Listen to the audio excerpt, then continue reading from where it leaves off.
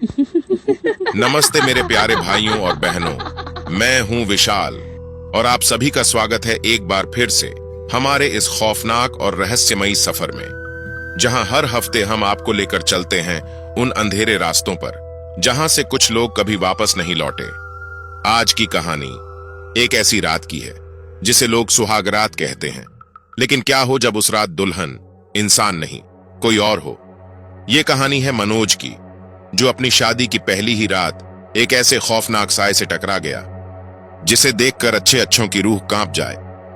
ये वही रात थी जहां प्यार की जगह सिर्फ मौत का सन्नाटा था। तो चलिए दोस्तों, इस भयानक सफर की शुरुआत करते हैं। लेकिन एक बात ध्यान रखना, क्योंकि कुछ आवाजें सिर्फ सुनने के लिए नहीं होती, कभी कभी वो आपके साथ कमरे में ही होती हैं। अगर आप हमारे चैनल पर नए हैं तो प्यासी आत्मा को अभी सब्सक्राइब करें, क्योंकि आगे जो होने वाला है वो आपको चैन से सोने नहीं देगा। नमस्ते दोस्तों, मेरा नाम मनोज है और जो मैं आपको सुनाने जा रहा हूं वो किसी फिल्म की कहानी नहीं है, बल्कि मेरी जिंदगी की वो हकीकत है जिसने मेरी रूह तक को जला डाला। मेरी शादी ठीक 3 साल पहले हुई थी। गांव से थोड़ा बाहर एक छोटी सी बस्ती में मैं अपने माँ बाप के साथ रहता था। हमारा खानदान गरीब था, लेकिन इज्जत थी और माँ बाप चाहते थे कि मैं जल्दी घर बसा लूं। रिश्ता आया तो लड़की बहुत सुंदर लगी। नाम था कल्पना। इतनी सीधी सादी कि लगा जैसे कोई देवी हो, लेकिन मैं नहीं जानता था कि देवी नहीं, मेरी किस्मत ने मुझे किसी और के हवाले कर दिया है। शादी का दिन आया, बारात निकली, बाजे बजे, सब कुछ ठीक लग रहा था।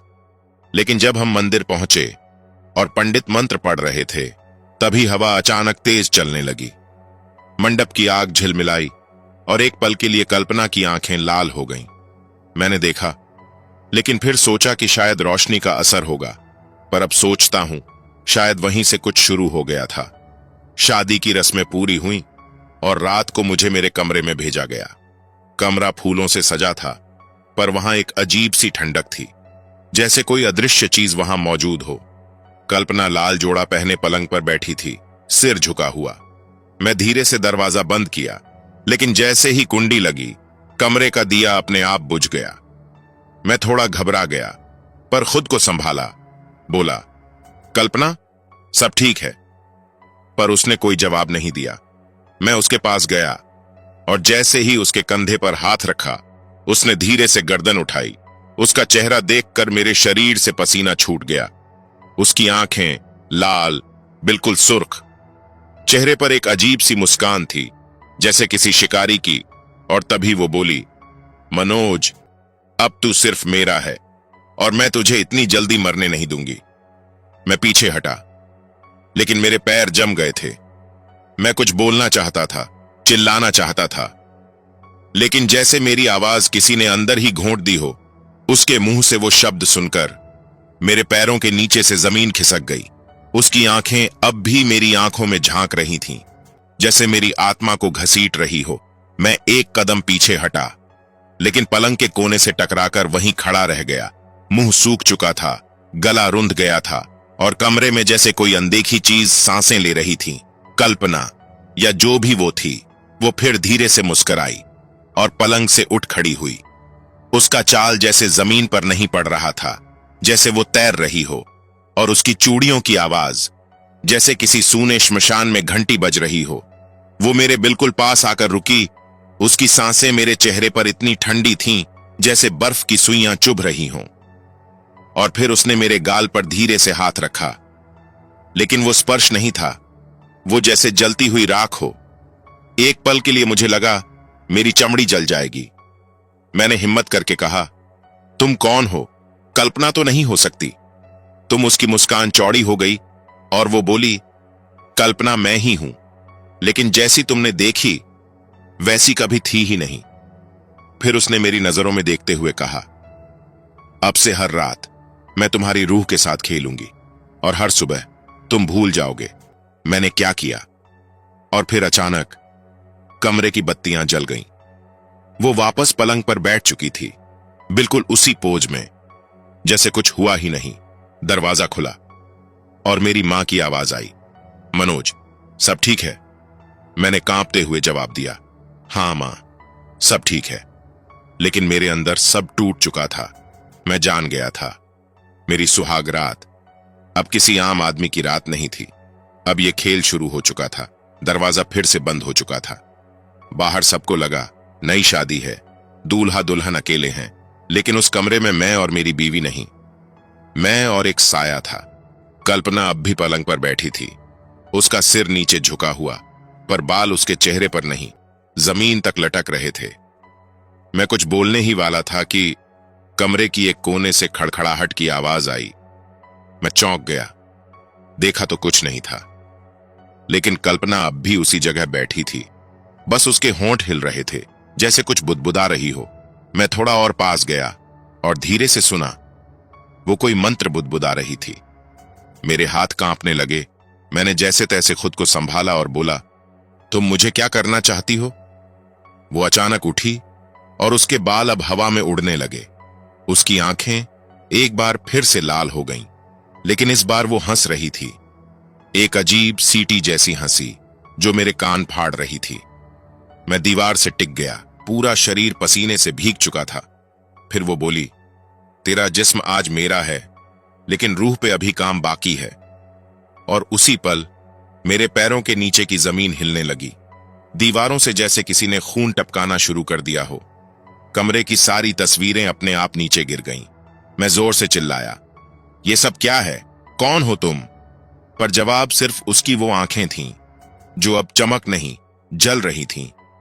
और वो बोली, तेरा हर दिन अब उजाला लाएगा, लेकिन हर रात मैं आऊंगी मनोज। उस रात उसने कहा था, हर दिन उजाला लाएगा, लेकिन हर रात वो लौटेगी। और सच कहूं तो वो रात वहीं नहीं रुकी। उसके बाद जो हुआ वो मेरी सोच से परे था। मैं बेहोश सा पलंग के कोने में गिर पड़ा था। सुबह आंख खुली तो कमरे में सब कुछ वैसा ही था जैसा होना चाहिए। दिए जल रहे थे, तस्वीरें दीवार पर टंगी थीं। कोई खून नहीं, कोई हंसी नहीं, कोई साया नहीं, लेकिन कल्पना वहां नहीं थी। मैं उठा, लड़खड़ाते हुए बाहर आया। आंगन में मां रसोई में थी और बापू तुलसी में पानी दे रहे थे। सब कुछ सामान्य लग रहा था, सिवाय मेरे अंदर के डर के। मैंने मां से पूछा, कल्पना कहां है? मां ने कहा, वो तो सुबह सुबह ही उठकर मंदिर चली गई थी। बहुत सीधी लड़की है, भाग्यशाली है तू बेटा। मैं चुप रहा, क्योंकि जो मैंने देखा था वो मां की आंखों से नहीं देखा जा सकता था। सारा दिन जैसे तैसे निकला, लेकिन जैसे ही सूरज ढलने लगा, मेरी धड़कनें फिर से तेज होने लगीं। मैं चुपचाप कमरे में बैठा रहा, लेकिन अंदर से टूट रहा था। रात के ठीक 12 बजे फिर से हवा चलने लगी और मेरे कमरे का दरवाजा अपने आप बंद हो गया। मैंने देखा, कल्पना सामने खड़ी थी, लेकिन इस बार उसका चेहरा पूरा काला था। उसके माथे से खून बह रहा था और आंखों से धुआं निकल रहा था। वो मेरे पास आई और बोली, तू मुझे छोड़कर कहीं नहीं जाएगा मनोज, तेरा खून अब मेरा है। मैं चिल्लाया, भगवान के लिए छोड़ दो मुझे। लेकिन वो अब मेरी छाती पर बैठ चुकी थी। उसका चेहरा मेरे बिल्कुल करीब था और वो फुफकारते हुए बोली, भगवान भी डरता है मुझसे, और तू किस खेत की मूली है मनोज। वो मेरी छाती पर बैठी थी, उसका चेहरा मेरे इतने करीब कि मैं अपनी मौत को अपनी आंखों से देख सकता था। उसकी आंखों से धुआं निकल रहा था और सांसें इतनी ठंडी जैसे बर्फ की तलवार हो।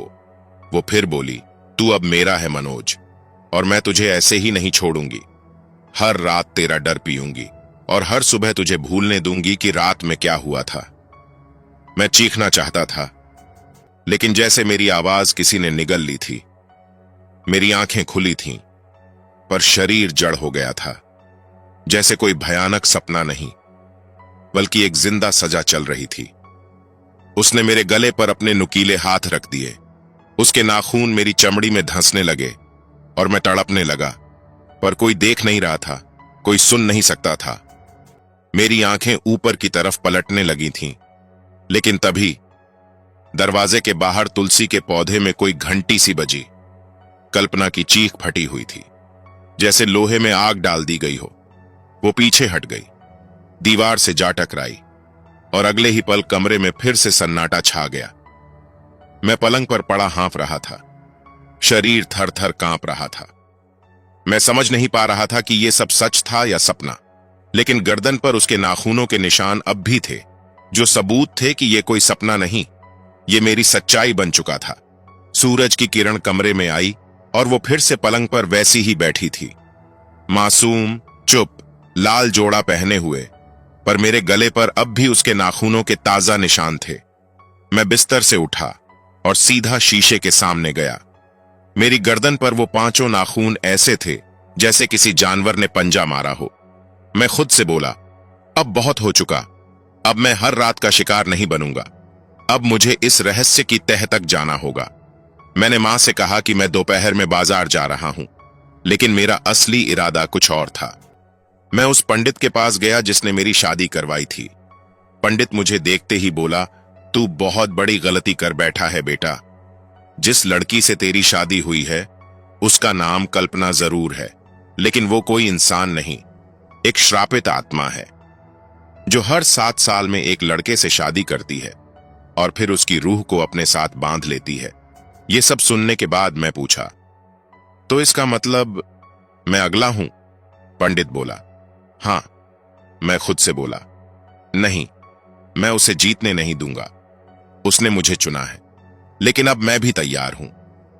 उस रात मैंने तुलसी के पत्ते अपने तकिए के नीचे रखे, हनुमान चालीसा पलंग के नीचे और माथे पर चंदन लगाया।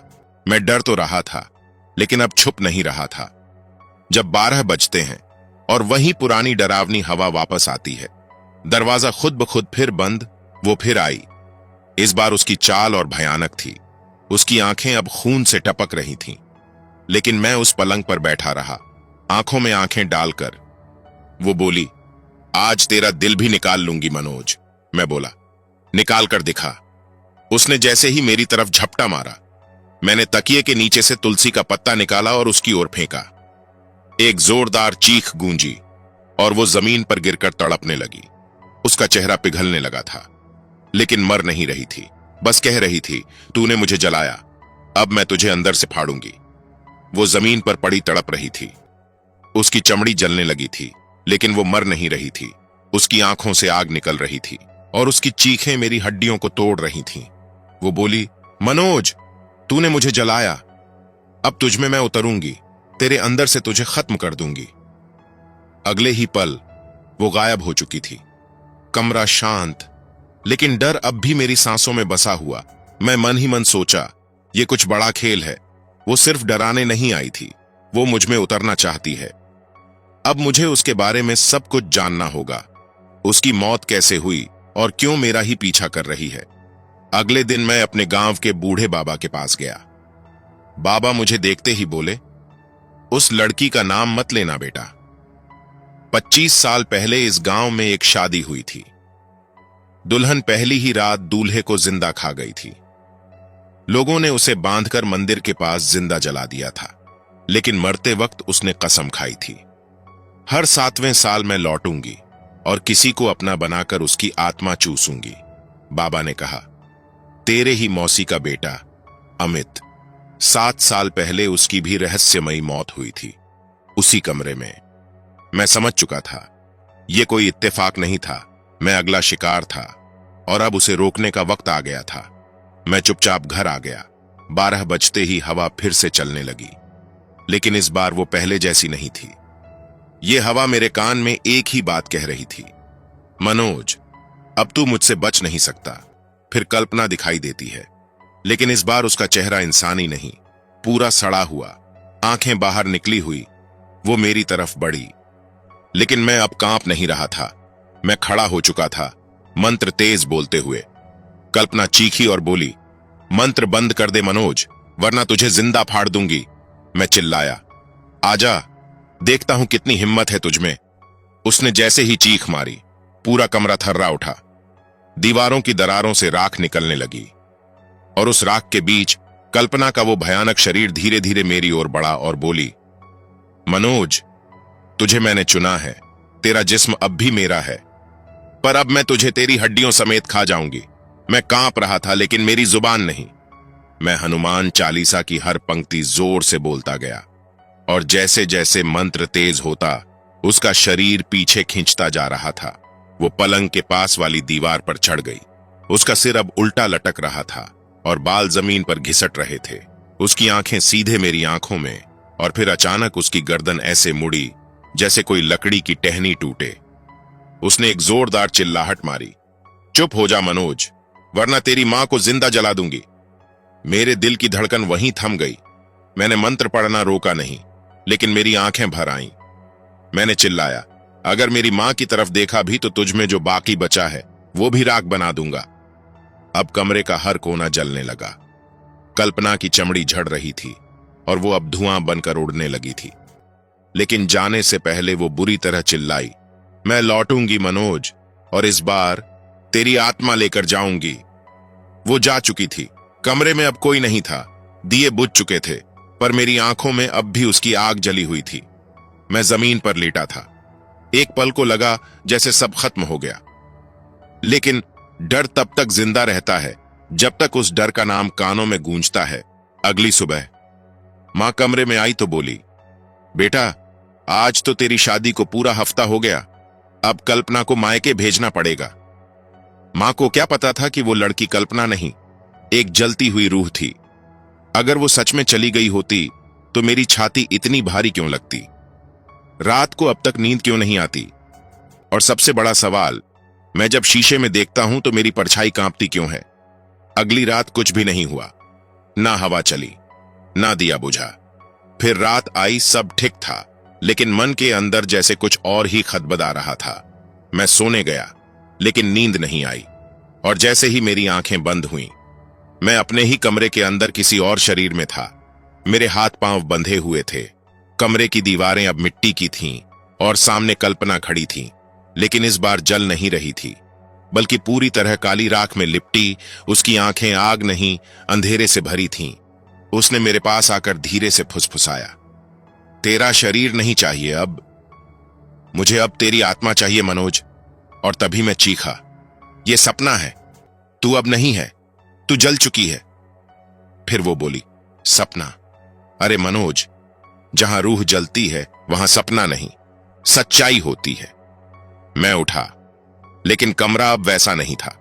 दरवाजे पर राख का हाथ का निशान था, और पलंग पर रखा था मेरी मां की चुन्नी। वो अब मेरी मां को ले जा चुकी थी, या शायद अगली रात ले जाएगी। अब खेल उसके नियमों पर नहीं। अब जो होना था वो या तो अंत था या मेरी आत्मा का सौदा।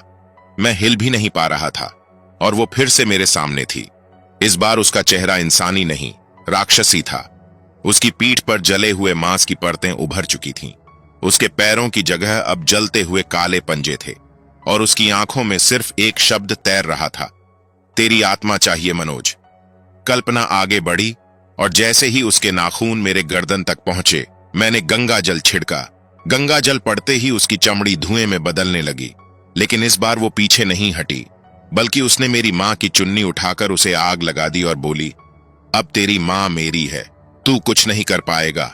मैं चिल्लाया और जोर जोर से मंत्र का जाप करने लगा।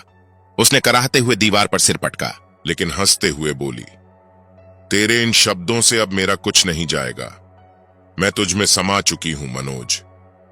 मैंने खुद पर गोबर, मिट्टी और तुलसी रख दी थी। मैंने पूरे कमरे को मंत्रों से बांध दिया था, और जैसे ही कल्पना आगे बढ़ी, मैंने हाथ में जलता हुआ दीपक खुद के ऊपर गिरा दिया। कमरे में आग लग गई, मेरे कपड़े जलने लगे, पर मैं चिल्लाता रहा, जा कल्पना, ये शरीर भी अब तेरा नहीं, और आत्मा तो कभी तुझसे जुड़ी ही नहीं थी। कल्पना जोर से चिल्लाई, नहीं नहीं। मनोज, उसकी चीखें पूरे गांव में गूंजी, और फिर एक पल में सब शांत। सुबह की पहली किरण कमरे में पड़ी, दरवाजा खुला, और मैं कमरे में अधमरा पड़ा था। मैं जिंदा था। दीवारें काली हो चुकी थीं, लेकिन मां ठीक थी। उसका आंचल जो जला था अब वापस सलामत था। वो मेरी आखिरी सुहागरात थी, और कल्पना की आखिरी रात भी। उस दिन मैंने समझा, डर से लड़ना मुश्किल होता है, लेकिन डर को समझकर जलाना वही असली मुक्ति है। तो दोस्तों, आज आपने सुनी डायन की भयानक खौफनाक सुहागरात, एक ऐसी रात की दास्तान जहां पलंग पर प्यार नहीं, बल्कि एक जलती हुई आत्मा की बदले की आग लेटी थी। मनोज ने न सिर्फ शादी की रात को जिया, बल्कि उस रात को हर पल मरकर काटा, जहां दीपक की रोशनी भी डर के आगे झुक गई थी और दीवारें खुद कांप उठी थीं उस रूह की चीख से। पर क्या सच में सब खत्म हो गया? क्योंकि डायन तो राख हो गई, लेकिन उसकी प्यास क्या अब भी जिंदा है? क्या मनोज की आत्मा वाकई बच गई, या कहीं ना कहीं कुछ हिस्सा अब भी उसके साथ है? अगर आपको यह कहानी रूह तक चुभ गई हो तो चैनल को सब्सक्राइब जरूर करें, क्योंकि अगली बार हम आपको ले चलेंगे एक ऐसी जगह जहां रात को किसी बंजर खेत से औरत की रोती आवाज आती है, और जहां जाने वाला कोई सुबह लौट कर नहीं आता। और हां, अगर आपके साथ भी कभी कुछ ऐसा हुआ है जिसे आज तक आपने किसी को नहीं बताया, तो हमें भेजिए आपकी डरावनी आप बीती, क्योंकि अगली कहानी आपकी जुबानी भी हो सकती है। वीडियो को लाइक करना ना भूलिए और कमेंट करके बताइए, अगर ऐसी डायन आपकी सुहागरात में आ जाए तो आप क्या करोगे? मिलते हैं अगली डरावनी रात में प्यासी आत्मा के अगले शिकार के साथ। तब तक याद रखना, अगर दरवाजा अपने आप बंद हो जाए और दिया खुद ब खुद बुझ जाए तो मत समझना कोई हवा थी, वो बस अब आई है कहने आई थी। प्यासी आत्मा अब भी भूखी है। जय हिंद, जय डर, जय प्यासी आत्मा।